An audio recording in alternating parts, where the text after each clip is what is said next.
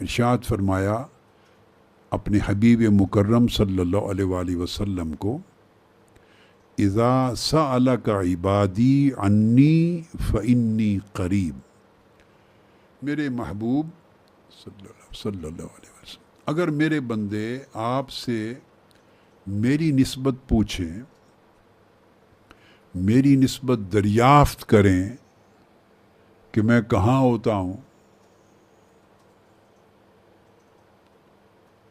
تو انہیں بتا دیں فإنی قریب، کہ میں تمہارے بالکل قریب ہوں۔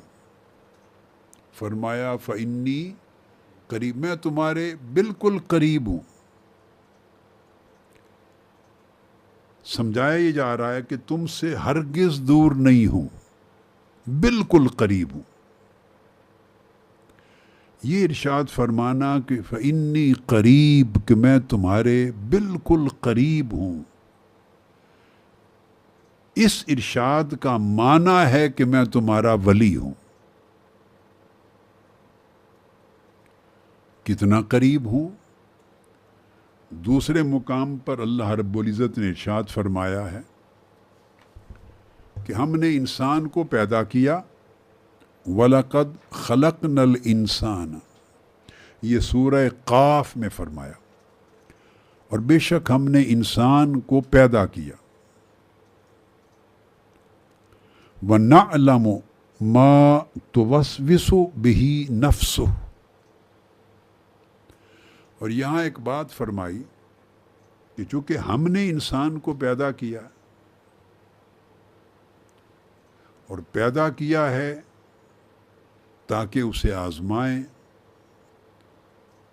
کہ وہ ہمارے قریب آتا ہے یا ہم سے دور جاتا ہے۔ یہ بات اہم ہے۔ کیوں پیدا کیا اللہ رب العزت نے؟ ایک مقام پہ ارشاد فرمایا وَمَا خَلَقْتُ الْجِنَّ وَالْإِنسَ إِلَّا لِيَعْبُدُونَ، ہم نے جنات کو اور انسانوں کو اس لیے پیدا کیا کہ وہ مجھے پہچانیں، إِلَّا لِيَعْبُدُونَ، کہ وہ مجھے پہچانیں، میری معرفت حاصل کریں۔ اس آیت کریمہ کا یہ معنی حضرت عبداللہ ابن عباس رضی اللہ تعالیٰ عنہ نے بیان فرمایا، لیعبدون اے لیعرفون، تو انسان کو اس لیے پیدا کیا کہ وہ مجھے پہچانے۔ سوال پیدا ہوتا ہے کیوں پہچانے؟ اللہ رب العزت کو یہ کیا ضرورت پیش آئی، اور وہ ضرورت سے پاک ہے، وہ محتاج نہیں ہے، کوئی ضرورت اس کی ضرورت نہیں۔ اس نے انسان کو اس امر کے لیے کیوں پیدا کیا کہ وہ اسے پہچانے؟ اسے اپنی پہچان کروانے کی کیا کوئی ضرورت ہے؟ نہیں، ضرورت نہیں۔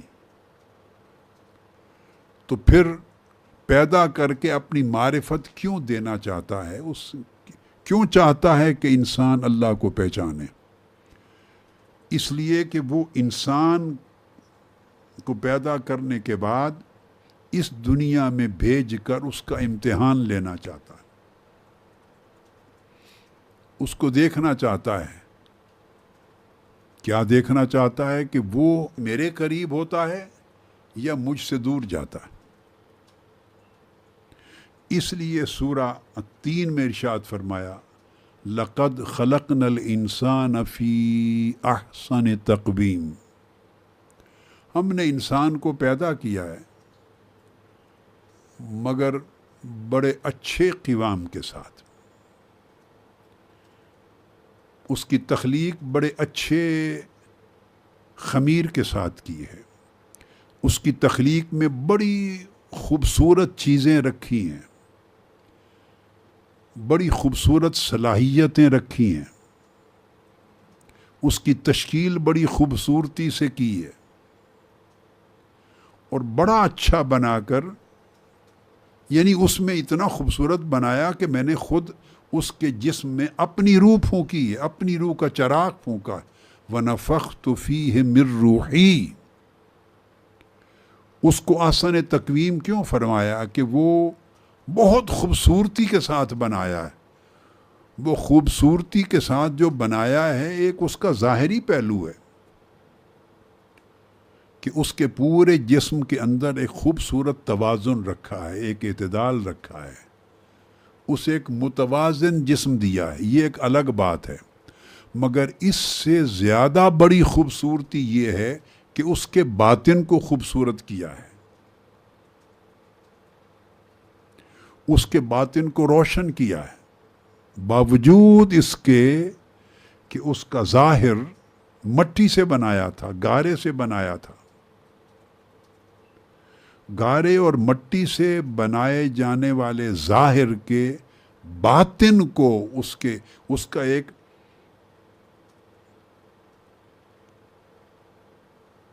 ظاہر کا وجود ہے جس کو مٹی گارے سے بنایا ہے، اس میں تاریکی ہے، اس میں مادی خصوصیات رکھی ہیں، اور ان مادی خصوصیات کی وجہ سے اس کا عنوان رکھا ہے، اس کو بشر کہا ہے. بشر کہا ہے اس لیے کہ اس کے اندر مٹی کی جو اجزاء ہیں، طین کے، تراب کے، ماء کے، پانی کے، مٹی کے، ہوا کے، آگ کے، وہ جو اجزاء ہیں اس مادی دنیا کے، وہ اجزاء حصہ بنائے ہیں اس کی جسمانی تخلیق کا.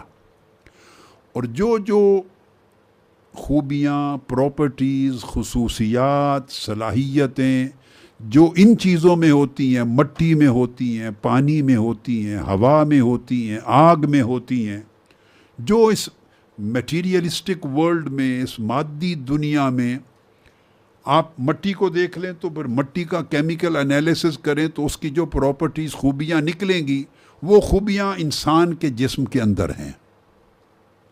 پانی کا کیمیکل انالیسس کریں تو جو اس کے اندر اچھائیاں، برائیاں، خوبیاں نکلیں گی وہ انسان کے جسم میں، جسمانی زندگی میں ہیں. ہوا کے اندر جو کچھ ہے وہ انسان کے جسم میں ہے. آگ میں جو کچھ ہے وہ انسان کے جسم میں ہے. ان ساری چیزوں کا جو اس میں مادی کائنات میں پائی جاتی ہیں، زمین اور آسمان کے درمیان جو پائی جاتی ہیں، جو کچھ، اور ان کی جو خصوصیات ہیں، ان ساری خصوصیات کو انسان کے جسمانی وجود میں ہم نے جمع کیا ہے. اب جسمانی وجود میں جب یہ خصوصیات جمع ہو جائیں تو ممکن نہیں تھا کہ ایسا جسمانی وجود رکھنے والا شخص یا فرد، اس کا من روشن ہو جائے. یہ ممکن نہیں تھا، اس لیے کہ روشنی جس دنیا میں ہے وہ تو آسمانوں سے ماورا ہے، وہ تو عالم ملکوت ہے، وہ عالم جبروت ہے، وہ عالم لاہوت ہے، وہ عالم ہے جہاں ملائکہ رہتے ہیں، اللہ کی انوار و تجلیات کا ڈائریکٹ نزول ہوتا ہے، وہ عالم نور ہے. یہ جو عالم بشریت ہے، اس کے اندر جو خصوصیات ہیں تو وہ مجموعی طور پر اس میں تاریکی غالب ہے، اس میں مجموعی طور پر تاریکی، ظلمت، ڈارکنس غالب ہے.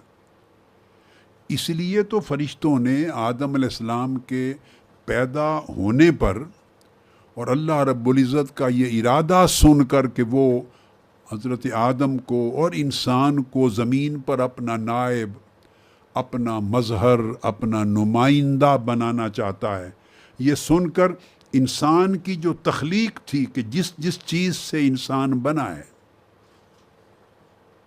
چونکہ خود اللہ پاک نے فرما دیا تھا، انی خالقم بشرم من صلصال من حمأ مسنون، میں اس چیز کے ساتھ انسان کے بشری وجود کو بنا رہا ہوں. اس میں مٹی بھی ہے، گارا بھی ہے، چپکتی مٹی ہے، بودار ہے، آگ ہے، دھوپ ہے، سن رسیدہ ہے، پانی ہے، یہ ساری چیزیں. تو ملائکہ ان تمام چیزوں کے جو اجزاء تھے، ان اجزاء کی خصوصیات سے واقف تھے. ان کی پراپرٹیز کیا ہیں، ان کے کریکٹرسٹکس کیا ہیں، ان کی کیا اچھائیاں برائیاں، ملائکہ ان سے واقف تھے. تو انہوں نے اسی معرفت کی بنیاد پر کہا کہ باری تعالیٰ اگر ان چیزوں کے ساتھ یہ ایک وجود بنایا ہے انسان کا، جس وجود کی تشکیل ان اجزاء سے ہوئی ہے جو اجزاء زمین اور زمینی دنیا کے ہیں،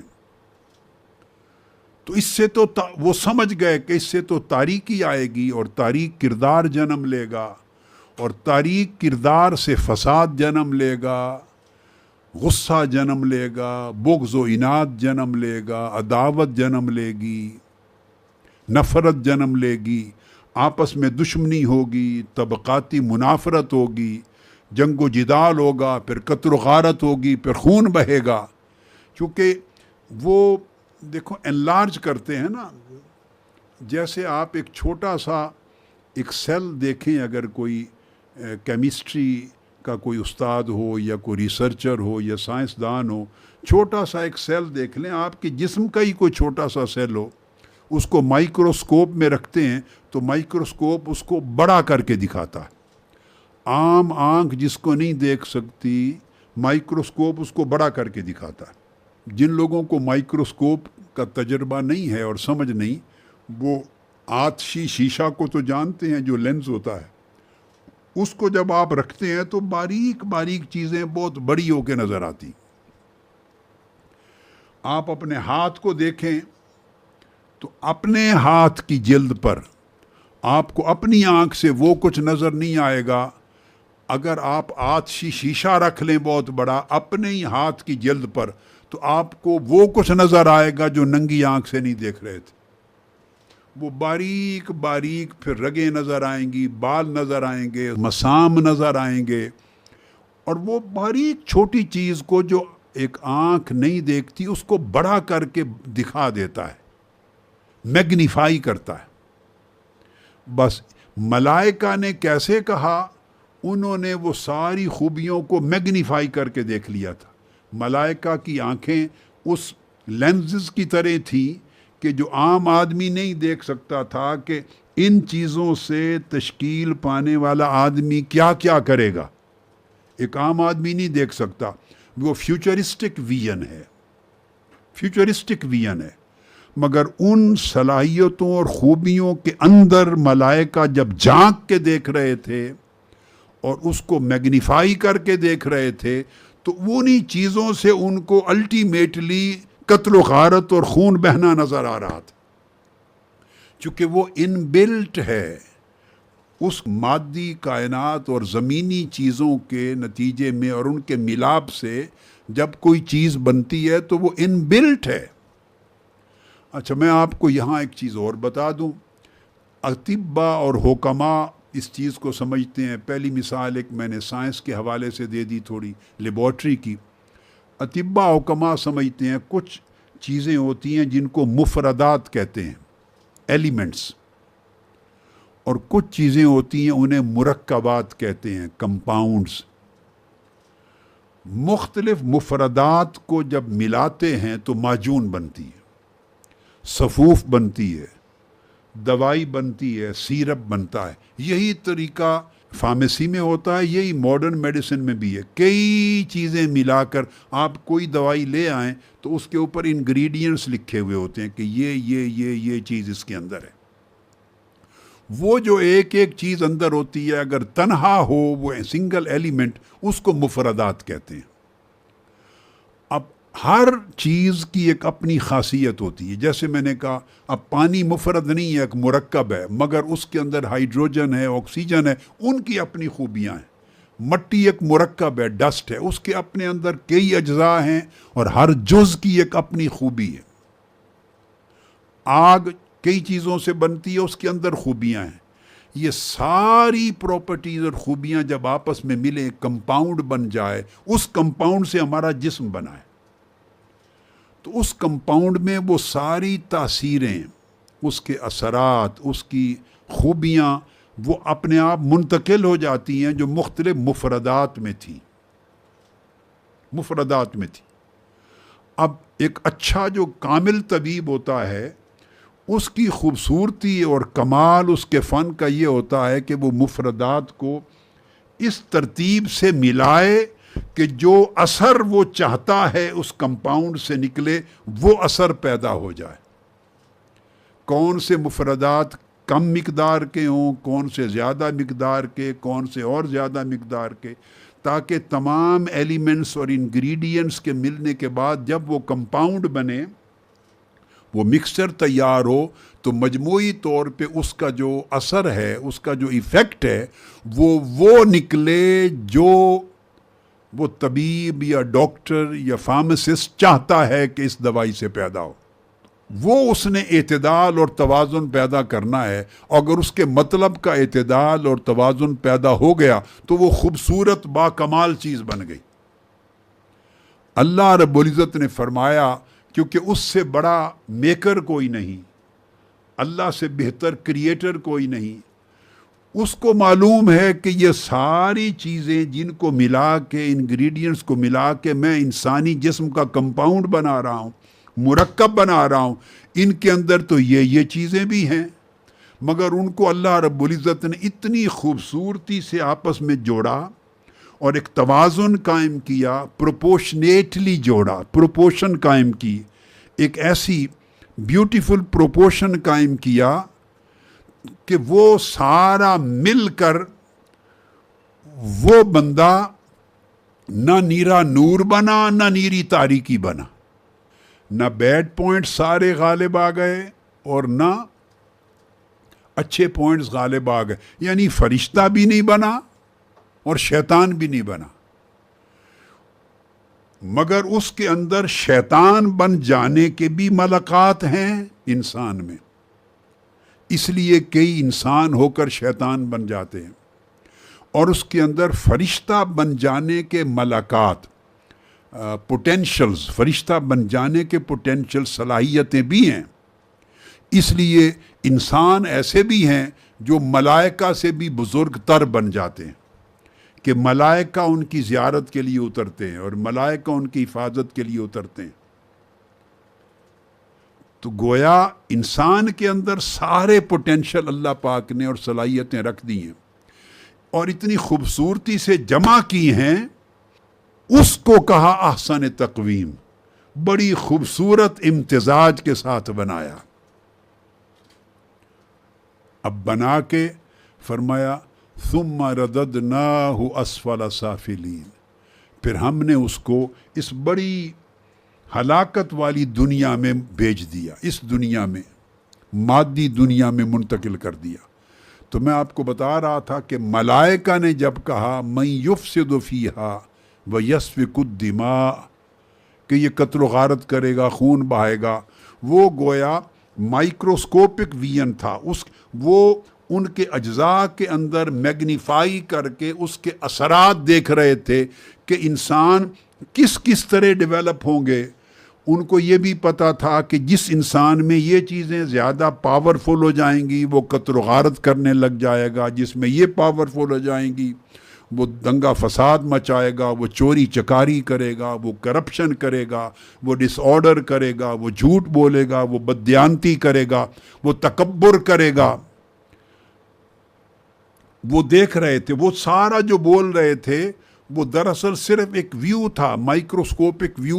وہ اجزاء کی خوبیوں کو اور برائیوں کو دیکھ کر بتا رہے تھے کہ یہ بھی کرے گا، یہ بھی کرے گا. مطلب یہ نہیں تھا کہ ہر انسان یہ کرے گا، مطلب یہ تھا کہ اسی انسان کی نسل میں ایسا کچھ کرنے والے بھی ہوں گے. تو اس پر اللہ رب العزت نے کیا کہ جن چیزوں سے میں نے انسان بنایا ان چیزوں سے وہ ملکوتی دنیا کا فرد تو نہیں بن سکتا. تو خوبی کیا رکھی؟ فرمایا وَنَفَخْتُ فِيهِ مِن رُوحِي،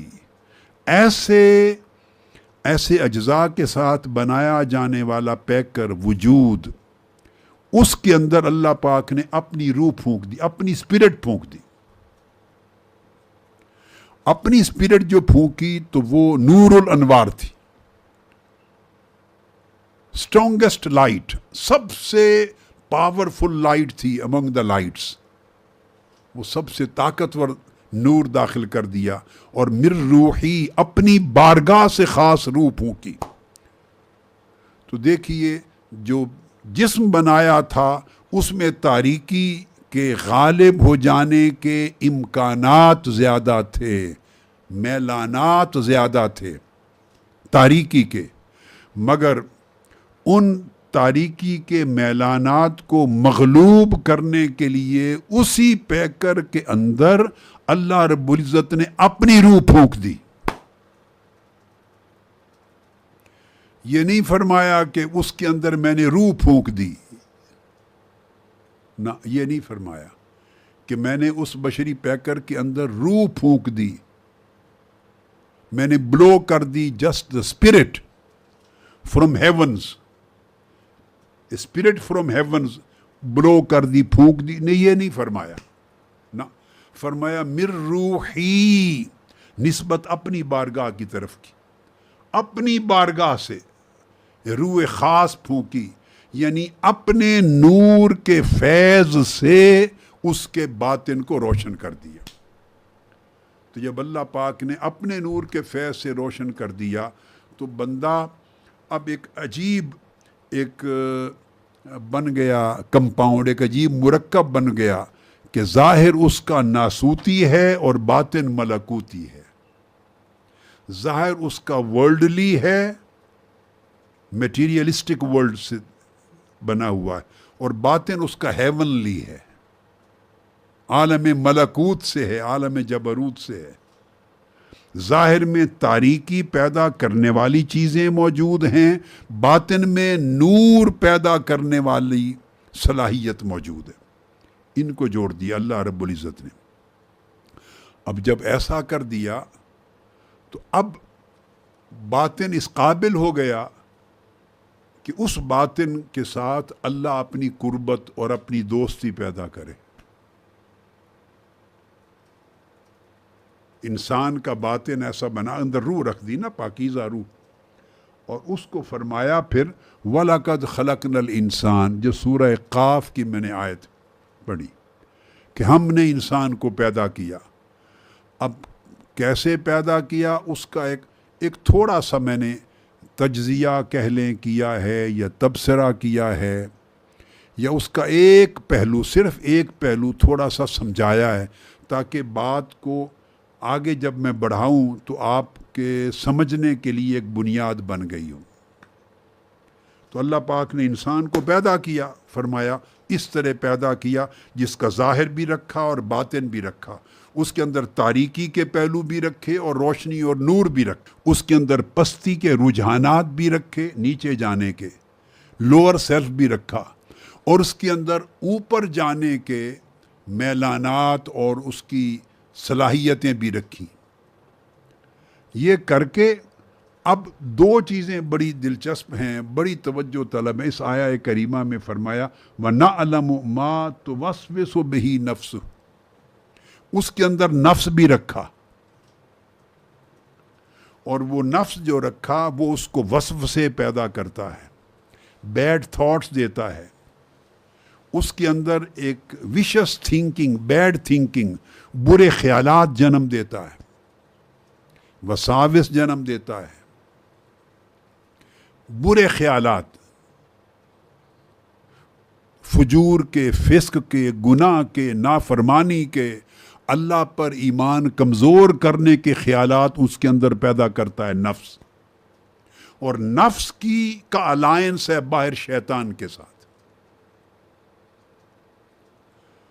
اور اسی نفس کا الائنس ہے باہر دنیا کے شہوات کے ساتھ۔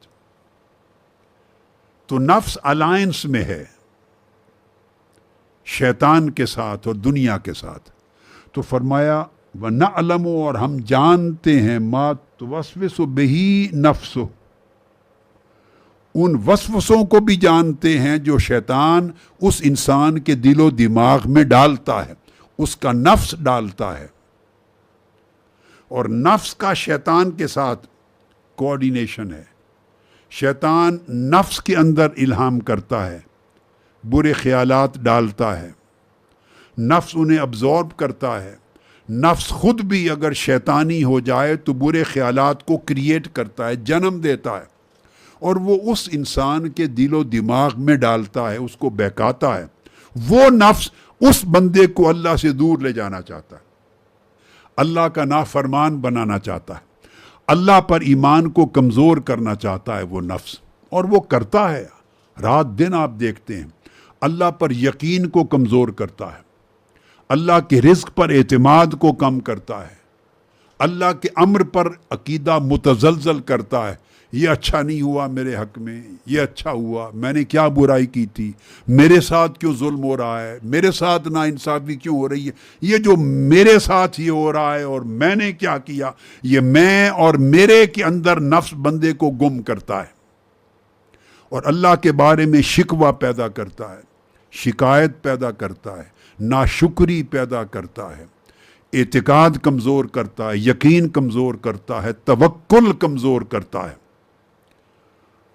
اور جب ساری چیزیں اللہ کے ساتھ، توکل، ایمان، یقین، شکر سب کمزور ہوتا ہے، بھروسہ کمزور ہوتا ہے، تو اللہ کی بندگی کمزور ہوتی ہے۔ جب بندگی میں بندہ کمزور ہوتا ہے تو اللہ سے دوری ہوتی ہے۔ تو فرمایا ہم نے انسان کو پیدا کیا اور اس کے اندر ایک نفس رکھا، اور نفس یہ کام کرتا ہے۔ وصف سا اندازی اس کا مین کام ہے، وصف سے ڈالنا۔ اور وصف سے کیا ہیں؟ برے تھاٹس ہیں، برے خیالات ہیں، برے آئیڈیاز ہیں، غلط تھنکنگ ہے، غلط خیالات ڈالتا ہے۔ وہ غلط خیالات اللہ کے بارے میں، اللہ کے رسول کے بارے میں، آخرت کے بارے میں، دین کے بارے میں، ایمان کے بارے میں، نیکی کے بارے میں ایسے خیالات ڈالتا ہے جو بندے کو نیکی سے دور لے جاتے ہیں، اللہ سے دور کرتے ہیں۔ تو فرمایا کہ ایسا نفس رکھ دیا اس کے اندر جو مجھ سے دور کرتا ہے۔ اور پھر اس آیت کریمہ کے تیسرے حصے میں آخر میں فرمایا مگر ہم نے اس کو نفس کے رحم و کرم پہ نہیں چھوڑ دیا خالی، ایسا نہیں چھوڑ دیا کہ نفس اس کو بہکاتا پھرے، پھسلاتا پھرے، گمراہ کرتا پھرے اور بندہ گمراہ ہی ہوتا رہے۔ نہیں، جہاں نفس رکھا ہے وہاں دوسری طرف فرمایا وَنَحْنُ أَقْرَبُ إِلَيْهِ مِنْ حَبْلِ الْوَرِيدِ، اور ہم ادھر نفس ہے اس کو ہم سے دور لے جانے والا، ادھر ہم خود ہیں اس کی شاہ رگ کے بھی قریب، میں خود اس کے اندر رہتا ہوں۔ فرمایا کہ میں خود اس کے اندر رہتا ہوں، اس کی شاہ رگ کے قریب رہتا ہوں۔ اور وہ قرب روحی ہے۔ وہ قرب کیا ہے؟ قرب روحی، یعنی روح کے ذریعے وہ قرب ہے، روحانی قرب ہے۔ نفس کے اثرات جسمانی اثرات ہیں، شیطانی اثرات ہیں، اور اندر جو روح ہے اس روح کے ذریعے اللہ رب العزت کا ایک روحانی قرب ہے۔ اور فرمایا ہم بندے کے قریب ہیں اور شاہ رگ کے بھی قریب ہیں۔ تو اللہ پاک یہاں انسان کے اندر دونوں کیفیتیں رکھ دی ہیں، دونوں حالتیں رکھ دی ہیں کہ بندہ اگر نفس کے سپرد ہو جائے تو اللہ سے دور ہو جائے، اور بندہ اگر اللہ کی فرما برداری کی طرف آ جائے تو اللہ کے قریب ہو جائے۔ مگر نفس کیا کرتا ہے کہ نفس بندے کے شعور کو بیدار نہیں ہونے دیتا، نفس بندے کو یہ خیال بندے کے اندر پیدا نہیں ہونے دیتا کہ اللہ میرے قریب ہے، اللہ کی قربت کا احساس نہیں ہونے دیتا۔ نفس اللہ کے قریب ہونے کا شعور بیدار نہیں ہونے دیتا، ہے وہ قریب مگر پتہ نہیں چلتا۔ اب آپ بیٹھے ہیں، آپ خود سوچیں، وہ قریب ہے اور شاہ رگ سے بھی قریب ہے، مگر کتنے وہ ہیں جنہیں اس کے قریب ہونے کا شعور ہے، انہیں اللہ کے قریب ہونے کا ادراک ہے؟ نہیں ہے۔ نفس رکاوٹ بنتا ہے، وہ پردے ڈالتا ہے۔ آگے چل کے میں کہوں گا اس نے بہت ساری لیئرز ڈالی ہوئی ہیں، تہ مختلف چیزیں ہیں جو بندے کو اللہ سے دور کرنے کا سبب بنتی ہیں، اور اللہ کی قربت کا جو احساس ہے، ادراک ہے، شعور ہے، اس سے بندے کو محروم کرتی ہیں، دور کرتی ہیں۔ اگر وہ اللہ کے قریب ہونے کا شعور ہو جائے تو بندہ اپنے حال سے بدل جائے گا۔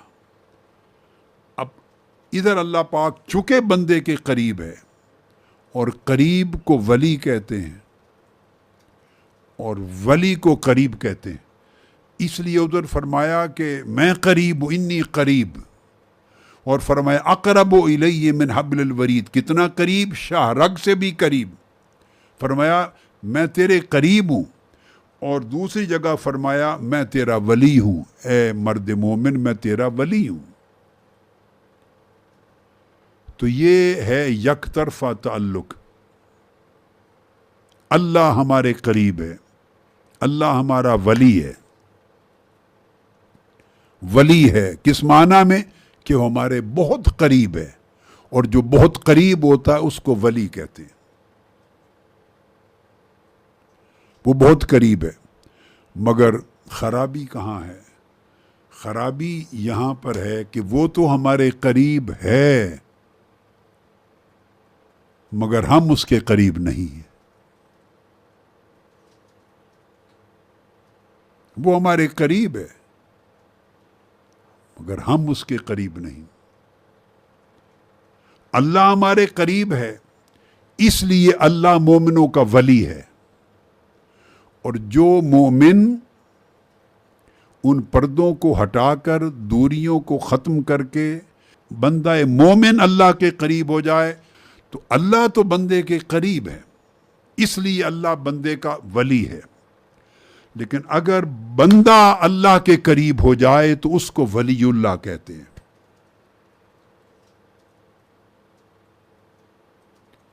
فرق اتنا ہے، بات کو سمجھیں، اللہ ہر ایک کا ولی ہے مگر ہر کوئی اللہ کا ولی نہیں ہے، بس یہ بات ہے۔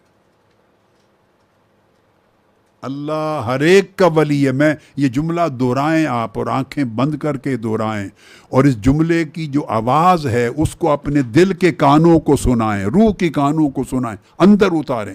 اللہ ہر ایک کا ولی ہے، آپ میں سے، ہم میں سے ہر ایک کا ولی ہے۔ بولیے، اللہ ہم میں سے ہر ایک کا ولی ہے مگر ہر کوئی اللہ کا ولی نہیں۔ کیوں نہیں؟ کہ یہ ادراک ہی نہیں ہے کہ اللہ میرے قریب ہے، یہ ادراک ہی نہیں ہے، شعور ہی نہیں ہے کہ اللہ میرا ولی ہے۔ جس وقت بندے کو یہ ادراک مل جاتا ہے اور بندے کا یہ شعور بیدار ہو جاتا ہے کہ اللہ میرا ولی ہے اور اللہ میرے قریب ہے، جب یہ شعور بیدار ہو جاتا ہے کہ اللہ میرے قریب ہے اور میری شاہرگ سے بھی زیادہ قریب ہے،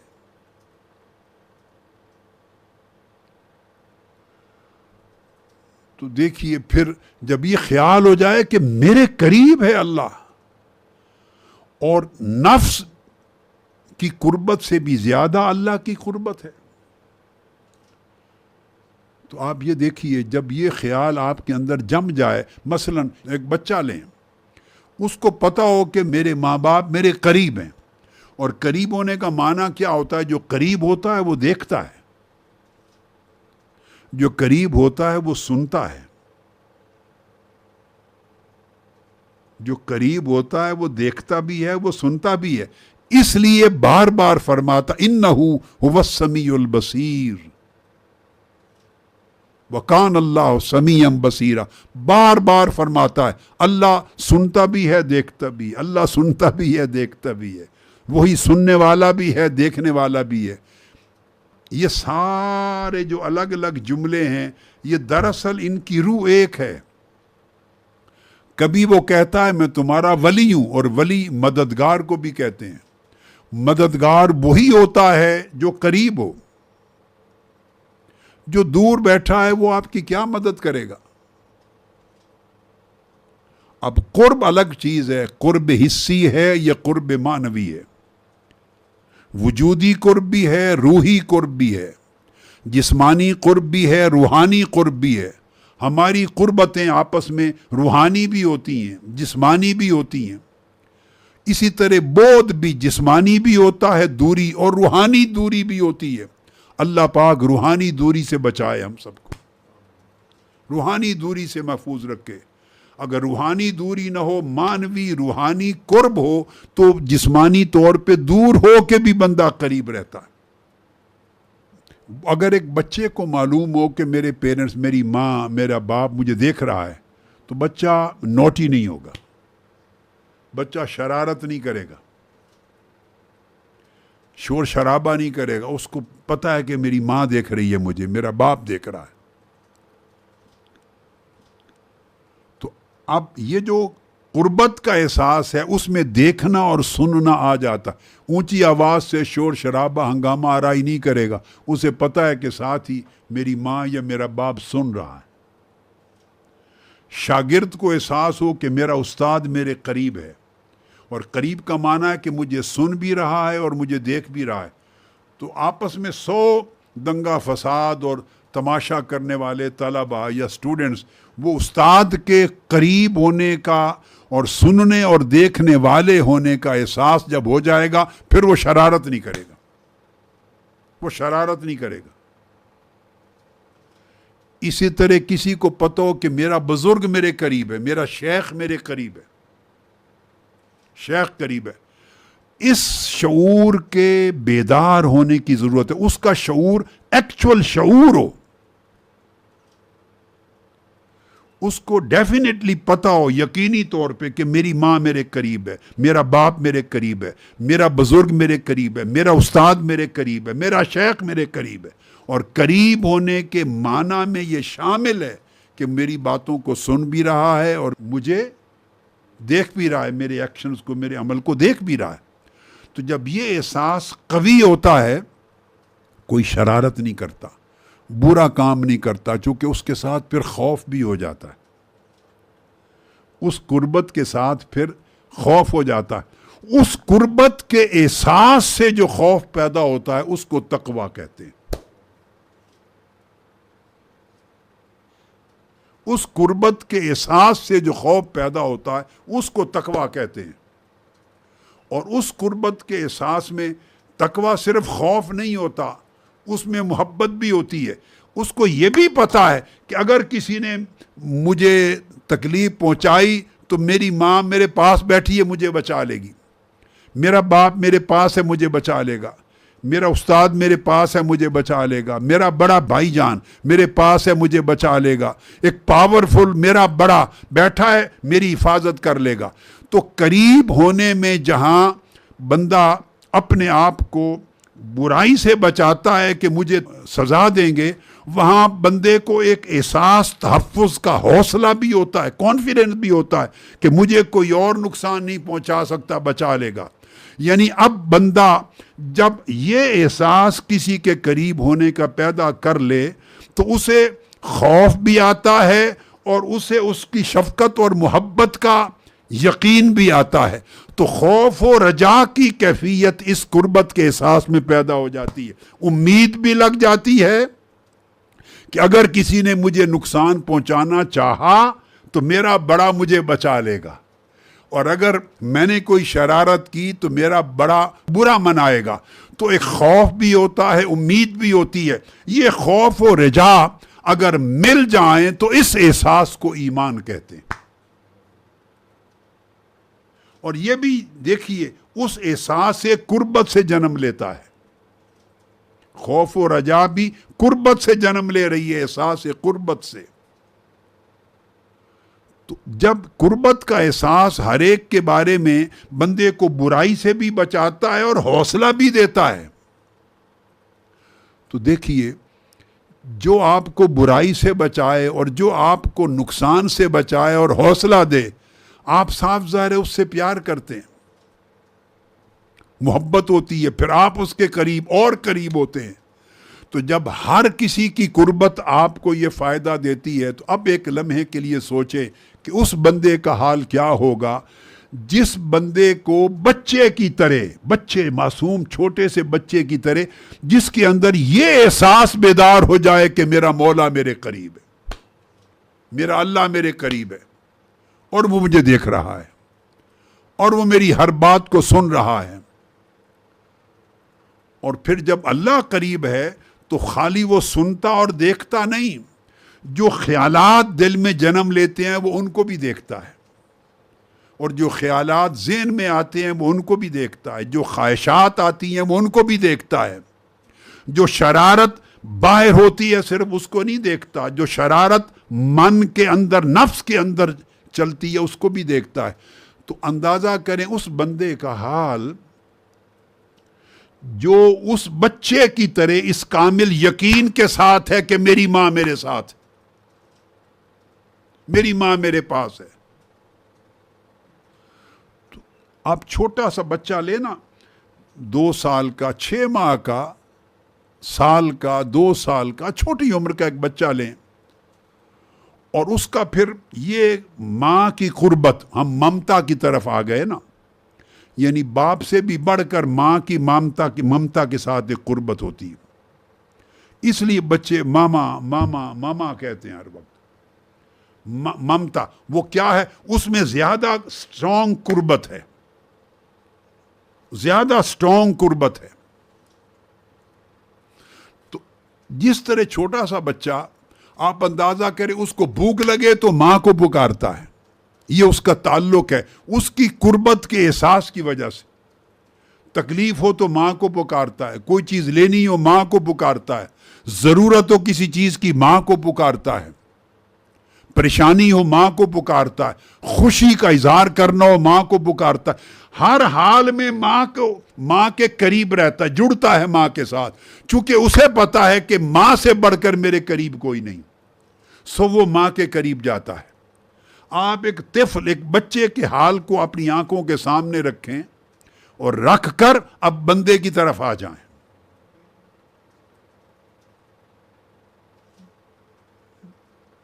وہ بندہ ولی بنتا ہے جو اللہ سے اس طرح کا تعلق رکھے جو چھوٹا بچہ ماں سے تعلق رکھتا ہے، اس بندے کو ولی کہتے ہیں۔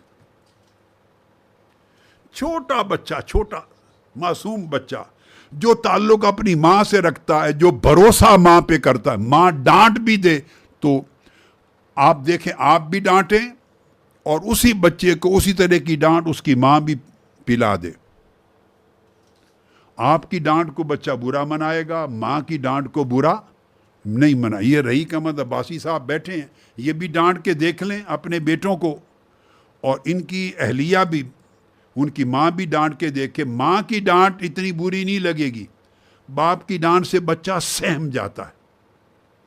تو میں جو نکتہ بتا رہا ہوں وہ یہ کہ اور کی ڈانٹ بچہ گوارا نہیں کرتا۔ کیوں؟ یہ قربت کا فقدان ہے۔ قربت حسی احساسات کی قربت ہے، جذبات کی قربت ہے، تصورات کی قربت ہے، تخیلات کی قربت ہے، دل و روح کی قربت ہے، اس کی مدد و نصرت کی قربت ہے، اس کے پیار کی قربت ہے، ماں کی حفاظت کی قربت ہے۔ چونکہ اس کو پتا ہے کہ ساری رات اگر مجھے تکلیف ہو تو ماں جاگتی ہے، ماں میرے آرام پہ اپنا آرام قربان کرتی ہے، میرے کھلانے کے لیے اپنا کھانا قربان کرتی ہے، میرے پیشاب پر اپنے کپڑے قربان کرتی ہے، میری تکلیف پر اپنی جان قربان کرتی ہے۔ یہ جو قربانی دیتی ہے ساری زندگی ماں اولاد کے لیے، یہ قربانی ایک قربت کی شکل میں بچے کے دل و دماغ میں راسخ ہو جاتی ہے۔ اس کی یہ قربانی راسخ ہو جاتی ہے، وہ اس قربانی کے آئینے میں ماں کو دیکھتا ہے، قریب دیکھتا ہے، اس پہ بھروسہ کرتا ہے، ڈیپینڈ کرتا ہے۔ اب اس بچے کے حال کو منتقل کر دیں، اس بندے کا حال کیا ہوگا جو اپنے مولا کے حضور دودھ پیتے بچے کی طرح ہو جائے، جس کا تعلق اپنے اللہ کے ساتھ اس بچے کی طرح ہو جائے کہ اگر اسے تکلیف ہو تب بھی اللہ کو پکارے، راحت ہو تب بھی اللہ کو پکارے، تکلیف ہو تو صبر کی آواز میں پکارے۔ واہ واہ سبحان اللہ۔ تکلیف ہو تو صبر کی بولی زبان بن جائے، صبر میں پکارے، اگر راحت ہو تو شکر کی آواز بن جائے، شکر میں پکارے، حاجت ہو تب بھی اللہ کو پکارے، غنا ہو تب بھی اللہ کو پکارے، تنہا ہو تب بھی اللہ کو پکارے، جلوت ہو تب بھی اللہ کو پکارے۔ تو جب ایک بندہ اس کے اندر یہ شعور کہ مولا میرے قریب، نحن اقرب الیہ اور انی قریب، جب یہ آواز اسے سنائی دینے لگ جائے، اب ہمارا المیہ یہ ہے کہ آواز آ رہی ہے، انی قریب، میں بہت ہی قریب ہوں، آواز آ رہی ہے مگر ہمارے کانوں کو سنائی نہیں دے رہی۔ چونکہ سنائی نہیں دے رہی اس لیے سمجھ نہیں آ رہا کہ کون ہمارے اتنا قریب ہے۔ آواز آ رہی ہے نحن اقرب الیہ من حبل الورید، مگر اس کا احساس نہیں ہو رہا، شعور نہیں ہو رہا۔ جب یہ شعور بیدار ہو جائے اور احساس ہو جائے اور آواز قربت کی سنائی دینے لگے اور قرب کے احساسات ہونے لگیں، قرب محسوس ہونے لگے، قرب بھئی جیسے آپ کھانا کھاتے ہیں تو اس کی لذت، ایک ذائقہ محسوس ہوتا ہے نا، ایک ذائقہ محسوس ہوتا ہے نا، ذائقہ۔ جب آپ کسی باغ میں جاتے ہیں اور خوبصورت پھل اور پھول اور منظر دیکھتے ہیں اور اس کی جو کیفیت پیدا ہوتی ہے دل و دماغ پہ ایک محسوس ہوتا ہے نا، ایک فریشنس۔ جب آپ آبشاروں کو دیکھتے ہیں اور اس کے جو مناظر ہیں، بہتے ہوئے دریاؤں کو دیکھتے ہیں، زمینی خوبصورتی کو دیکھتے ہیں، تو اس منظر کا ایک احساس جنم لیتا ہے نا، آپ کو ایک کیفیت پیدا ہوتی ہے، تو آپ ساری چیزیں محسوس کرتے ہیں۔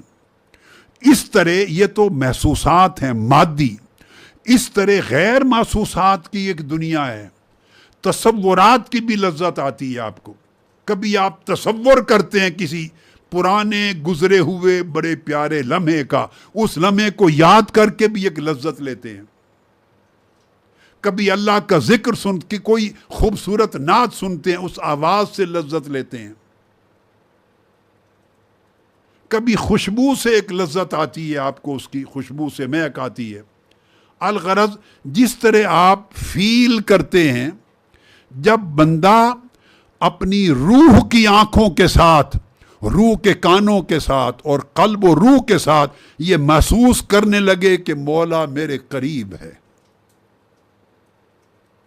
اور وہ مجھے بچانے والا ہے اور وہ میری حفاظت کرنے والا ہے اور وہ میری حاجت روائی کرنے والا ہے اور وہ مجھے تاریکی سے یخرجہم من الظلمات، تاریکی سے نکالنے والا ہے، وہ مجھے نور کی طرف لے جانے والا ہے، وہ مجھے بلند و برتر کرنے والا ہے، وہ ہر حال میں مجھے سنبھالنے والا ہے، اور چلتے چلتے چلتے وہ میرے ساتھ یہ کرم کرنے والا ہے، یہ فضل دینے والا ہے، یہ اجر دینے والا ہے، اور چلتے چلتے یہاں تک سوچے جا پہنچے کہ ایک دن وہ آئے گا کہ پردہ اٹھا کے مجھے اپنا حسن دکھانے والا ہے۔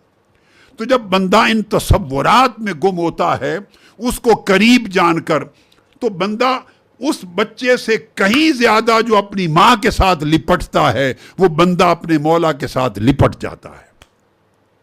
جب بندہ اپنے اللہ کے ساتھ اس طرح قریب ہو جاتا ہے، اس کو اللہ کا ولی کہتے ہیں، اس کو ولی اللہ کہتے ہیں۔ اللہ تو مومن کے قریب تھا ہی، اللہ تو ولی تھا، بندہ ولی نہیں بنا تھا۔ تو جب بندے کو قربت کا یہ احساس پیدا ہو جائے اور وہ اس کو قریب سمجھنے لگے، تو جب وہ سمجھے کہ قریب ہے تو وہ مجھے دیکھ رہا ہے تو نافرمانی نہیں کرے گا، وہ قریب ہے تو کوئی ایسا لفظ نہیں بولے گا جو وہ ناپسند کرے، وہ قریب ہے وہ ایسا عمل نہیں کرے گا جو اللہ کو ناگوار ہو، ناپسند ہو، وہ قریب ہے وہ ایسی نیت نہیں کرے گا جو اللہ کو پسند نہ ہو، وہ قریب ہے جو کسی کے ساتھ ایسا برتاؤ نہیں کرے گا کہ اللہ ناراض ہو جائے، وہ قریب ہے وہ ایسا عمل نہیں کرے گا کہ وہ اٹھا کے آگ میں پھینک دے، اور وہ قریب ہے سو وہی رزق دے گا، وہی کرم کرے گا، وہی شفا دے گا، وہی خیر کرے گا، وہی سنبھال لے گا، تو بھروسہ توکل بھی اسی پر قائم ہوتا ہے، رحمت بھی اس نے کی تو شکر بھی اسی کے ساتھ جڑتا ہے، تکلیف اس کی طرف سے آئی ہے، ڈانٹ آئی ہے، اس کی تکلیف ڈانٹ کو کہتے ہیں۔ یہ جو تکلیفیں آتی ہیں نا، یہ ماں کی ڈانٹ ہے، جیسے ماں کی ڈانٹ ہوتی ہے، بچے کو تکلیف لگتی ہے، وہ ایک لمحے کے لیے روتا ہے مگر ماں سے بد ظن نہیں ہوتا.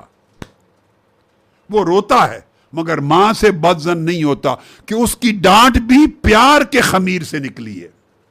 تو جو بندہ اللہ کے ساتھ بچے کی طرح وہ تعلق قائم کر لے تو پھر اللہ کی طرف سے یہ ڈانٹ ڈپٹ بھی آئے نا، تکلیفیں، مصائب و آلام، تو بندہ شکوہ نہیں کرتا، اس کی طرف سے آئی ہیں، مجھے درست کرنے کے لیے آئی ہوں گی، میری خیر کے لیے آئی ہوں گی. تو جب بندہ من کل الوجوہ اللہ کے قریب ہو جائے اور قریب اس معنی میں ہو جائے تو بندہ ولی اللہ ہو جاتا ہے، اللہ کا ولی ہو جاتا ہے. اب یہ جو قربت ہے جس کے احساس سے ہم محروم ہیں اور ہم اللہ کے نہ قریب ہو رہے ہیں اور نہ اس کی دوستی اور ولایت سے ہم بہرہ ہو رہے ہیں، جبکہ اس کی طرف سے دوستی اور ولایت اور قربت قائم ہے، مگر ہم دور ہیں. یہ دور کیوں ہیں؟ یہ دور کیوں ہیں؟ اس کا سبب یہ ہے کہ نفس نے ہمارے اندر مختلف اللہ سے دوری کے اسباب پیدا کر رکھے ہیں. نفس نے ایسی تہیں ہمارے اندر پیدا کر دی ہیں، ایسی لیئرز پیدا کر دی ہیں جو سبب بنتی ہیں ہمارے اس اللہ رب العزت کی قربت کے شعور کو دبانے کا، اس شعور کو دبا دیتی ہیں. شعور قربت ہے اللہ کی اور وہ ان تہوں میں جمی ہوئی ہے نیچے. وہ قربت، اللہ کی قربت ایک عظیم خزانہ ہے، روحانی خزانہ ہے. اور یاد رکھ لیں، خزانہ زمین پر ننگا کبھی کوئی نہیں رکھتا. خزانہ زمین کی دبیس تہوں کے اندر چھپا ہوا ہوتا ہے. آپ دیکھتے ہیں مختلف ملکوں میں تیل برآمد ہوتے ہیں، سمندروں میں ہو یا صحراؤں میں ہو یا پہاڑوں میں ہو، تو کئی ہزار فیٹ نیچے کھدائی کرتے ہیں. یہ الگ بات کہ کسی کو ملتا ہے کسی کو نہیں ملتا، مگر جس کو بھی ملتا ہے وہ کھدائی سے ملتا ہے. جس کو بھی ملتا ہے کھدائی سے ملتا ہے، اور کھدائی کرنی پڑتی ہے، ڈھٹائی سے نہیں ملتا. ڈھٹائی سے نہیں ملتا، کھدائی سے ملتا ہے. خزانے ننگے کوئی نہیں چھوڑتا. سونا، چاندی، جواہر، ہیرے، جواہرات، پیسہ، کرنسی کوئی ننگا نہیں چھوڑتا. ہر کوئی خزانوں میں چھپا کے رکھتا ہے. تو اللہ کی قربت سے بڑا خزانہ کیا ہوگا؟ اللہ کی ولایت سے بڑا خزانہ کیا ہوگا؟ اس لیے انسان، اس نے تیری زندگی میں اپنی ولایت اور قربت کا خزانہ ننگا نہیں رکھا، دبیس تہوں کے نیچے چھپا کے رکھا ہے. وہ دیکھنا چاہتا ہے جس کو میری قربت کا خزانہ چاہیے وہ کھدائی کرے. کھدائی کو ریاضت اور مجاہدہ کہتے ہیں. ایسے نہیں کہ راہ چلتے مل جائے اور زمین پر پڑا ننگا خزانہ مل جائے. ایسے تو تیل نہیں ملتا، اللہ کی قربت کا خزانہ کیسے ملے گا؟ سونا، چاندی، جو مختلف آپ کو جواہرات ملتے ہیں یا معادن ملتے ہیں، منرلز ملتے ہیں، سب زیر زمین بہت تہ میں جا کے ملتے. کوئلہ نہیں ملتا آپ کو، کوئلے جیسی چیز بھی ننگی زمین پہ نہیں ملتی، اس کے لیے بھی کانیں کھودنی پڑتی ہیں. سیمنٹ، اس کو بھی کانیں کھود کے ملتے. دنیا کا کوئی خزانہ اعلیٰ ہو یا عمدہ ہو یا ہلکا ہو، خزانہ جو بھی ہے وہ چھپا ہوا ہوتا ہے کئی دبیس تہوں کے نیچے. اس کے لیے کھدائی کرتے ہیں تب وہ اس تک رسائی ہوتی ہے. کھدائی کے بعد ہی خزانے تک رسائی ہوتی ہے. اور یہ اللہ کی قربت کا خزانہ ہے، اللہ کی معرفت کا خزانہ ہے، اللہ کی ولایت کا خزانہ ہے. یہ کیسے ننگا مل جائے گا؟ اس تک رسائی کیسے ہوگی بغیر کھدائی کے؟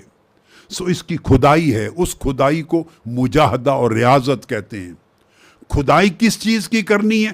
وہ تہیں ہیں، وہ غفلت کی تہیں جو اللہ سے دور کرنے والی، اللہ کے قربت کے شعور کو دبا دینے والی، اللہ کے قربت کے شعور کو ختم کر دینے والی وہ تہیں، ان کو ریاضت کے ذریعے ختم کرنا ہے، مجاہدے کے ذریعے ختم کرنا ہے۔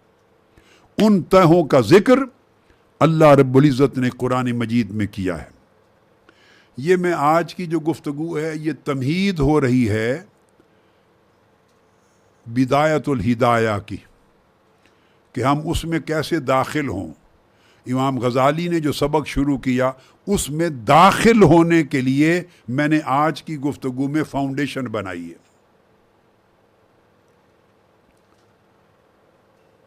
آپ سمجھیں کہ بڑوں کی بات جو ہے وہ حویلی ہے، ہم اس میں داخل ہونا چاہتے ہیں امام غزالی کی بات میں، پھر اس سے بڑی حویلی حضور غوث پاک رضی اللہ تعالیٰ عنہ کی آئے گی۔ اس میں داخل ہونے سے پہلے کسی گلی میں سے بھی تو گزرنا ہوتا ہے نا باہر، تو کوئی سی گلی سے گزریں گے تو آپ کو دروازے پر لے جائے گی، دروازہ کھلے گا تو آپ اندر انٹر ہوں گے۔ وہ بڑوں کے گھر میں اندر انٹر ہونے کے لیے یہ ایک گلی سے گزار رہا ہوں آپ کو۔ ہماری باتیں بس گلی کوچا اور گلی ہے، تاکہ دروازے تک جائیں اور بدایت الہدایہ، پھر ہدایت کا دروازہ کھلے، کیسے انٹر ہونا ہے، بس اس انٹری کا طریقہ بتا رہا ہوں۔ کل انشاءاللہ اس میں انٹر ہو جائیں گے۔ وہ یہ کہ اللہ رب العزت نے ان تہوں کا ذکر کر دیا ہے، لیئرز کا، جو جمی ہوئی ہیں، جس کے نیچے اللہ کی قربت اور ولایت اور معرفت کا خزانہ پڑا ہے، جس کا ہمیں شعور نہیں۔ وہ کیا ہیں؟ فرمایا اعوذ باللہ من الشیطان الرجیم، زُيِّنَ لِلنَّاسِ حُبُّ الشَّهَوَاتِ، لوگوں کے لیے کچھ خواہشات ہیں، ان خواہشات کی محبت کو 3 لفظوں پر زور دوں گا، وہ بڑی توجہ سے سنیں۔ کچھ خواہشات ہیں جن کا ذکر آگے آ رہا ہے، ان خواہشات کی محبت کو مزین کر دیا گیا ہے۔ 3 لفظ ہیں۔ یہ مضمون اتفاق ہے اس طریقے سے جو ابھی جس میں ہم داخل ہو رہے ہیں، یہ پہلے کبھی مجھے یاد نہیں ہے کہ کبھی بیان کیا ہو اس انداز کے ساتھ، تو توجہ سے آپ اس کو اندر اتار لیں۔ میں 3 لفظوں پہ ایمفسائز کر رہا ہوں، زُيِّنَ، دوسرا حب، تیسرا الشہوات۔ فرمایا کچھ شہوات ہیں، اس کو کہتے ہیں خواہشات۔ ان شہوتوں کی محبت تمہارے لیے مزین کر دی گئی ہے۔ وہ شہوتیں کیا ہیں؟ من الذہب والفضہ، اس کی تفصیل کی ضرورت نہیں، یہ اشارہ کافی ہے۔ اس میں سونے اور چاندی کے ڈھیر ہیں، اس کا اشارہ ہے مال و دولت کی طرف۔ مال اور دولت، سونا چاندی سمبولک ورڈز ہو گئے۔ والخیل المسومہ، اور نشان کیے ہوئے مارکڈ ہارس، گھوڑے، اس کا اشارہ ہے طاقت کی طرف، حکومت، سلطنت اور طاقت۔ گویا سونا چاندی مال و دولت کی خواہش، مال و دولت کی خواہش، دوسرا گھوڑے یعنی طاقت، حکومت اور سلطنت، عہدہ، منصب، پاورفل ہونا، پاور کی کسی سطح کی بھی پاور ہو، اس کی خواہش۔ ابھی لفظ خواہش ذہن میں رکھیں، پہلے مرحلے پر یہ بتا رہا ہوں۔ پھر والانعام، پھر مویشی، یہ لائف سٹاکس، یہ معیشت کی طرف اشارہ ہے۔ معیشت کے کئی ذرائع، اور والحرث، یہ زراعت کی طرف اشارہ ہے، کھیتی باڑی، فارمنگ، ایگریکلچر، یہ سارے ذرائع معیشت، اور مال و دولت، اور پھر مال و دولت کمانے کے ذریعے سلطنت، اور مال اور سلطنت کو حاصل کرنے کے مختلف ذرائع، اموال کے ذرائع معیشت، ذرائع اموال، وسائل دولت، وسائل سلطنت، یہ ساری چیزیں یہ انسانی زندگی میں خواہ وہ چھوٹے درجے کا، خواہ وہ کسی چھوٹے درجے کا کوئی عہدہ اور منصب ہے، افسر بننا ہے، اس سے بڑا افسر ہے، کوئی پراپرٹی ڈیلر بننا ہے، کوئی بڑا شہر کا سب سے بڑا پراپرٹی ڈیلر بننا ہے، سب سے بڑا ریئل اسٹیٹ ایجنٹ بننا ہے، کوئی بڑا طاقتور پوری دنیا میں کوئی ٹریڈر بننا ہے، کوئی بہت بڑا انڈسٹریلسٹ بننا ہے، کوئی بہت بڑا ایگریکلچرسٹ بننا ہے، جاگیردار بننا ہے، یعنی مختلف صورتیں ہیں۔ طاقت رکھنی ہے، مال رکھنا ہے، دنیا پر روب قائم ہو، دبدبہ قائم ہو، عزت ہو، ہر کوئی آپ کے سامنے جھکیں، تم بڑے کہلاؤ، فرعون بھی کہلاؤ، قارون بھی کہلاؤ، یہ ساری چیزیں چھوٹے درجے کی بھی ہیں، ہر کوئی اپنی حیثیت کے مطابق اتنے درجے کی بھی خواہش کرتا ہے، بڑے درجے کی بھی ہیں۔ فرمایا یہ ساری خواہشات ہیں، ذالک متاع الحیات الدنیا، یہ دنیاوی زندگی کا سامان، ساز و سامان ہے، یہ ساری خواہشات ہیں۔ ان کو فرمایا الشہوات، ان کو شہوات کا نام دیا۔ اب شہوات سے پہلے ایک لفظ استعمال کیا، حب الشہوات، ان شہوتوں، شہوت کا معنی ہے خواہش، ذہن میں رکھ، شہوت کا کیا معنی ہے؟ کوئی بھی خواہش۔ یہ جو شہوتیں ہیں، رغبتیں، یہ رغبتیں ہیں، شہوات ایسی خواہش ہے، ذہن میں رکھ لیں، جو دل سے چمٹ جائے، جو دل سے چمٹ جائے، دل کو اپنے گھیرے میں لے لے، تو یہ رغبت ہو جاتی ہے، طلب بن جائے، زندگی کی طلب بن جائے، ایسی خواہش جو زندگی کی طلب بن جائے، ڈیمانڈ بن جائے، پیشن بن جائے، اسٹرانگ ڈیزائر بن جائے، جو آپ کے دل کو قابو کر لے۔ تو خواہش اگر اس درجے پہ ہو تو اس کو شہوت کہتے ہیں۔ اب یہ ذہن میں رکھیں، یہ شہوت جنم کہاں سے لیتی ہے؟ یہ خواہش جو طلب ہے، رغبت ہے، یہ جنم لیتی ہے عام خواہش سے۔ کسی چیز کو دیکھا، کسی بڑے گھر کو دیکھا، کوئی کوٹھی دیکھی، بڑی کار دیکھی، کسی پاورفل شخص کو دیکھا، کسی کا عہدہ دیکھا، منصب دیکھا، کسی کی پرسکون زندگی دیکھی، عیاشی دیکھی، طاقت دیکھی، وغیرہ وغیرہ، جو کچھ دنیا میں آپ دیکھتے ہیں، ماحول، منظر زندگی کا دیکھا تو خواہش آئی، ایک خواہش پیدا ہوتی۔ اگر وہ محض خواہش خیال تک رہے، وہ خواہش صرف ایک خیال تک رہے، ایک تھاٹ رہے، ایک آئیڈیا رہے، محض ڈیزائر، جسٹ ڈیزائر رہے، تو اس کو کہتے ہیں الہوا، ہوا کہتے ہیں عربی میں ہوا۔ اور ہوا کی کا معنی ہے الہوا کا میل النفس الی الشہوہ، ہوا اس خواہش کو کہتے ہیں جو بندے کے اندر شہوت کا میلان پیدا کرے، یعنی ہوا اس ڈیزائر، اس خواہش کو کہتے ہیں جو دل پہ قابو پا لینے کا پوٹینشل رکھتی ہو، دل پر غلبہ پا لینے کی صلاحیت رکھتی ہو، اس کے اندر میلان اور رجحان ہو دل پر چھا جانے کا، دل کو اپنے کنٹرول میں لے لینے کا۔ جو خواہش یہ میلان اور رجحان رکھے شہوت کا، اس کو ہوا کہتے ہیں۔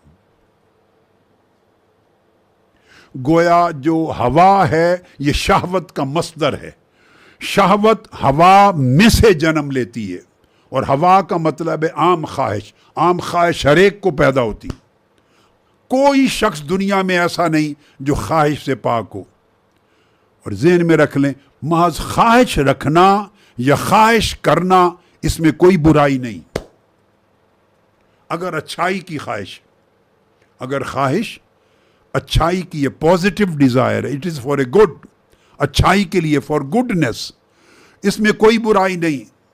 انسان ہے تو خواہش بھی ہے، خواہشات ہوتی ہیں، اس لیے خواہش کو اللہ پاک نے برا نہیں کہا، اور اس کی وضاحت کر دی ہے کہ خواہش ہوا اس کو کہتے ہیں کہ جس کے اندر یہ پوٹینشل ہے، صلاحیت ہے، وہ میلان رکھتی ہے، انکلینیشن رکھتی ہے اس چیز کی طرف، انکلینیشن کہ وہ دل پر چھا جائے گی۔ جب وہ خواہش دل پر چھا جاتی ہے، وہاں سے برائی شروع ہوتی ہے، وہاں سے بندہ پھسلنے لگتا ہے، وہاں سے بندہ ڈگمگانے لگتا ہے۔ جب خواہش تھی اس وقت تک بندہ اس کو اپنا بھی سکتا تھا، اس کو چھوڑ بھی سکتا تھا، اس کو بڑھا بھی سکتا تھا، اس کو پھینک بھی سکتا تھا۔ میں اس کو ایک اور لفظوں میں ایکسپلین کرتا ہوں، بڑا آسان ہو جائے گا۔ اگر بندہ طاقتور ہو تو وہ خواہش ہے۔ خواہش ایک ایسی آرزو، ایک ایسا خیال ہے، ایک ایسی تھاٹ ہے کہ جس پر بندے کا قابو ہے، بندے کا کنٹرول ہے اس پر، کہ اس کے لیے سٹرگل کرے، اچیو کر لے، چھوڑنا چاہے چھوڑ بھی دے، بودر نہ کرے۔ تو اگر خواہش بندے پر غالب نہ ہو تو پھر ہوا ہے، اور اگر خواہش بندے پر غالب ہو جائے، بندہ مغلوب ہو جائے، تو وہ شہوت ہے۔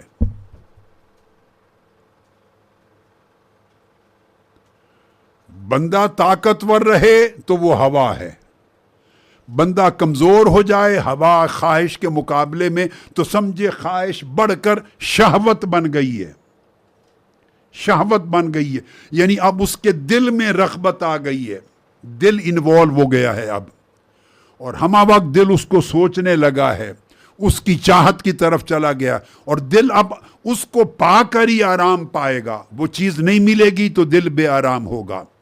اگر وہ خواہش اس درجے تک چلی جائے اور دل کو بے چین کر لے، اور دل کی بے چینی کے ساتھ جڑ جائے، یا دل کے سکون کے ساتھ جڑ جائے، بے سکونی کے ساتھ جڑ جائے، تو دل پر قابو پا لے، تو ہوا اپنے درجے سے بڑھ کر شہوت بن گئی۔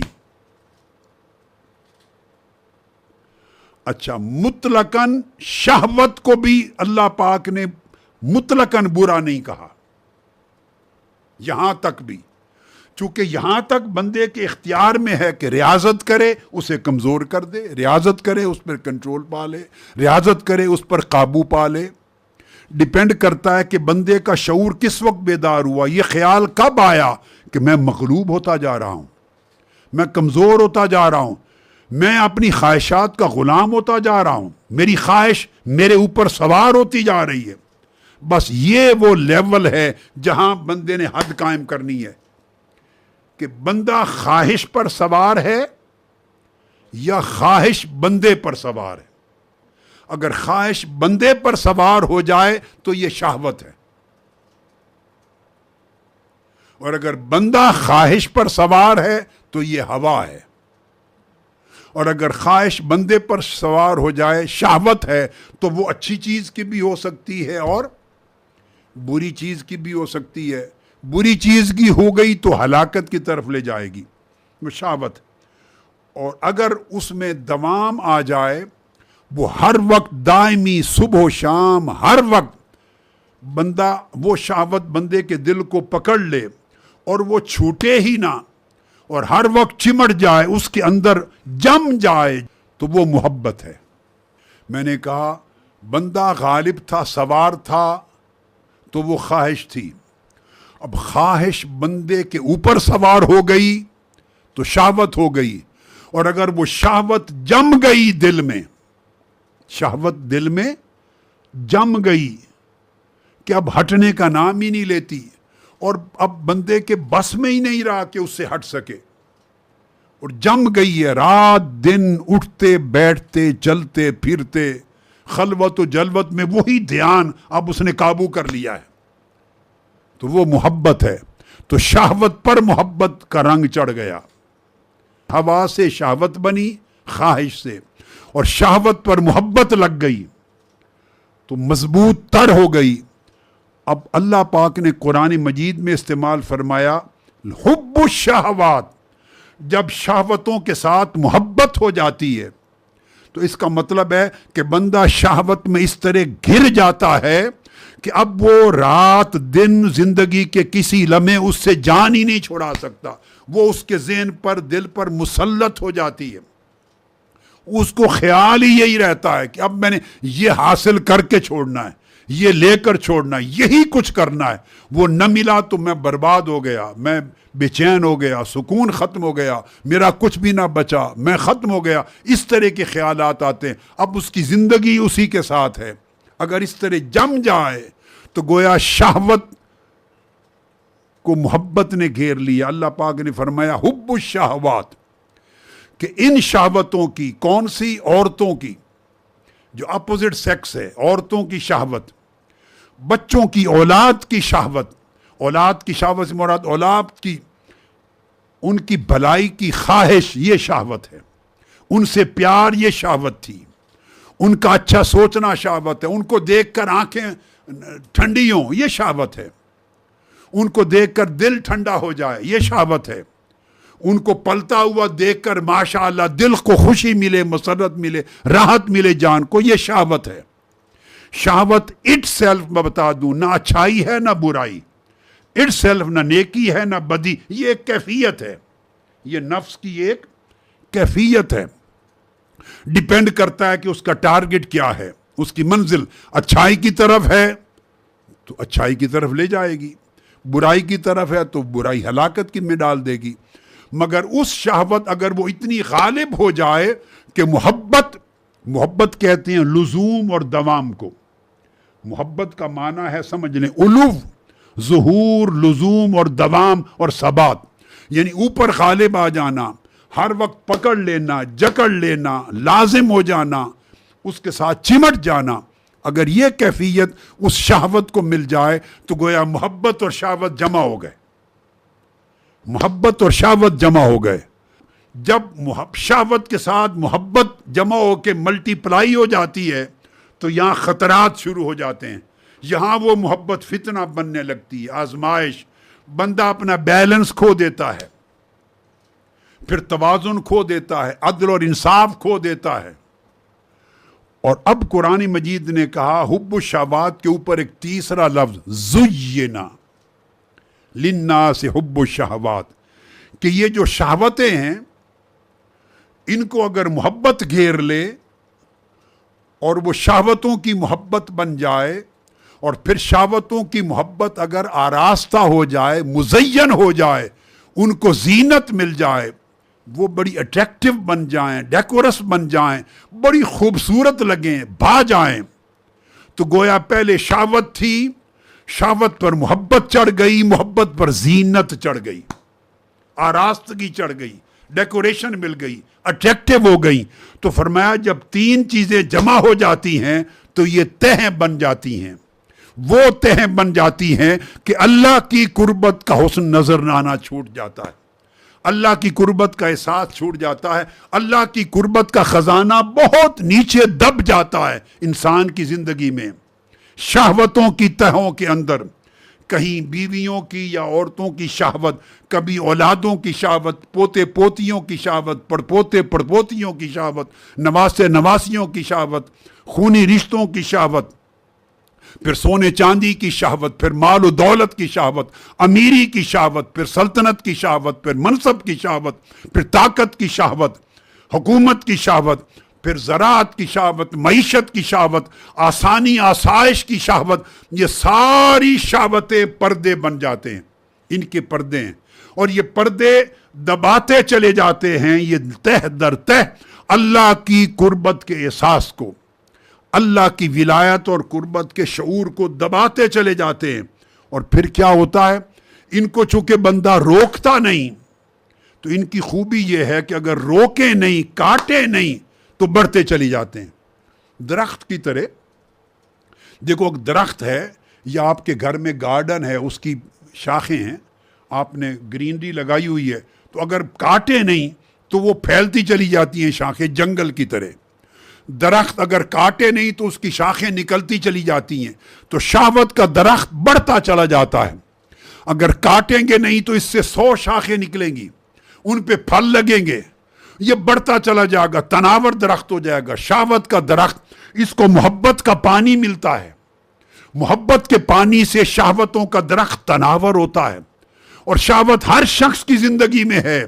کیا؟ خواہش. کبھی ایک سٹیج ہوتی ہے کہ ابتدا میں وہ خواہش جب تک بیلنس رہے جائز ہوتی ہے، جب وہ توازن کھو دے تو وہی جائز خواہش ناجائز بننے لگتی ہے۔ روزگار کی خواہش جائز ہے، جب آپ روزگار کو اتنا سوار کر لیں کہ مال و دولت کی وجہ سے حلال و حرام کا فرق مٹا دیں، ناجائز ہو گیا۔ عزت کی خواہش جائز ہے، مگر عزت دوسرے کی بے عزتی کا باعث بننے لگے یا خود پسندی کا باعث بننے لگے، خود پرستی کا باعث بننے لگے، آپ کو اپنی عزت کے سوا سوجے ہی کچھ نہ، یہ شہوت بن گئی، حب الشہوہ، یہ منفی ہو گئی، گناہ ہو گیا۔ اسی طرح ہر چیز کو مثال میں دیتے، راحت خواہش ہے، راحت کی بری چیز نہیں ہے، مگر بندہ راحت کا غلام بن جائے کہ راحت کے بغیر رہ ہی نہ سکے، شکوہ جنم لے، اگر راحت نہ ملے تو شکایت جنم لے، تو وہ ختم ہو گئی، جواز ختم ہو گیا، ناجائز کے دائرے میں۔ ہر خواہش اگر بری چیز کی نہیں ہے تو اصلاً جائز ہوتی ہے، مگر جب وہ حد کراس کرتی ہے اور شہوت کے دائرے میں داخل ہوتی ہے تو برائی کے رینج میں آ جاتی ہے۔ جب اس پر محبت کا غلبہ ہو جاتا ہے تو بڑی آزمائش بن جاتی ہے۔ اس پر فرمایا زینا، پھر اگر یہ آراستہ ہو جائے تو آنکھوں پر پردے چڑھ جاتے ہیں، بندہ اندھا ہو جاتا ہے، اس کو شعور ہی نہیں رہتا، اس کو شعور ہی نہیں رہتا کہ اللہ پاک کی قربت کتنی دور چلی گئی، میں اللہ کے حکم سے کتنا دور چلا گیا۔ نافرمانیوں کی تاریکی اسے نظر نہیں آتی، اپنی نافرمانی کا احساس نہیں ہوتا، اپنے ظلم کا احساس نہیں ہوتا، گناہ کر کے گناہ کے گناہ ہونے کا احساس نہیں ہوتا۔ تو یہ ساری چیزیں کیوں ہوتی ہیں کہ 3 قسموں کی تہیں چڑھ جاتی ہیں۔ شہوت کی تہیں تھیں، اوپر محبت کی تہیں چڑھی، پھر زینت کی تہیں چڑھی، آراستگی کی۔ تو یہ جو 3 قسموں کی تہیں، کیٹیگریز ہیں، لیئرز کی، یہ ساری جب ملتی ہیں تو اللہ کی قربت کا احساس ختم ہو جاتا ہے، حتیٰ کہ اپنی بندگی کا احساس ختم ہو جاتا ہے، اللہ کے ساتھ تعلق اور ولایت کا احساس ختم ہو جاتا ہے، اور بندہ اللہ سے دور چلا جاتا ہے۔ اور ہدایت کی ابتدا کیا ہے؟